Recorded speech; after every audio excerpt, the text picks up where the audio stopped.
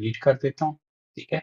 या section line को आप दूर भी लेके जा सकती हैं, ठीक है। और उसके बाद यहाँ पे इसको क्लिक करें और यहाँ पे जाके आप उसके अंदर जा देखें, आप अपना सेक्शन व्यू के अंदर जाके देखें, ठीक है। तो यहाँ पे आपको नजर आ रहा हो कि यहाँ पे देखें 2 लाइन्स आपको नजर आ रही हैं, ठीक है। ये आपके दोनों पाइप आपको नजर आ रहे हैं, ठीक है। अगर मैं थोड़ा सा इसको लेवल ऑफ डिटेल को फाइन कर दूं, ठीक है, इसको शेडेड कर दूं, ठीक है, तो आप देखेंगे यहाँ पे रेड लाइन भी आपको नजर आ रही है, ग्रीन भी नजर आ रही है, लेकिन ये प्लेस होल्डर है, पाइप नहीं है।